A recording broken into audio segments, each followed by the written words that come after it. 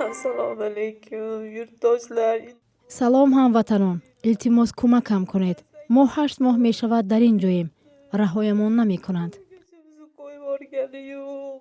ин имдодхоҳии зодаи ӯзбекистон аст ки дар боздоштгоҳи муваққатии шаҳрвандони хориҷии шаҳри челябинск нигаҳдорӣ мешавад.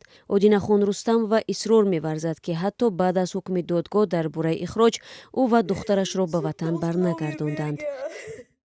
қарори додгоҳ аллакай баромадааст. тибқи он мо бояд дар давоми 15 рӯз русияро тарк кунем. аммо мегӯянд боз кадом як ҳалномаи дигар лозим аст. мурофиаи додгоҳи 13 октябр баргузор шуд. дар ин ҷо ман бо ҳамроҳии духтари 5-солаам ҳастам. дар ӯзбекистон боз як духтари 1.5-солаам маро интизор аст. шавҳар надорам. O'zi keldi. ин зан иддао мекунад ки сафорати ӯзбекистон ба вазъи ӯ ҳеҷ расидагӣ намекунад. Посольство ham yordam bermayapti hech qanaqa. на сафорат ва на консул ба ман таваҷҷӯҳ намекунанд. ҳоло ман дар ин гуна шароит ба сар мебарам. ин ҷо хунук аст. аллакай барф борид. Qor yog'di. дар ҳамин ҳол консулгарии ӯзбекистон дар Екатеринбург мегӯяд дар бораи қазияи Одинахон Рустамова хабар надоштаанд.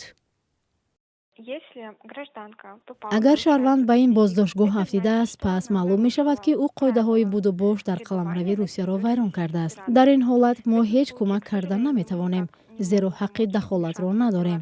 вале агар ӯ бо санадҳояш мушкил дошта бошад ва кормандони марказ ба мо он ҳуҷҷатҳоро бифиристанд, мо метавонем даст ба кор шавем.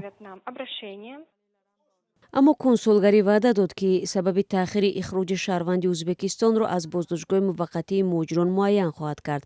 зимнан ахиран маҳз дар ҳамин марказ мардони муҳоҷире ки мунтазири ихроҷ буданд гуфтанд, раҳбарияти муассиса кӯшиш мекард ки онҳоро маҷбур кунад то бо вазорати мудофиаи Русия шартнома баста ба ҷанг бираванд.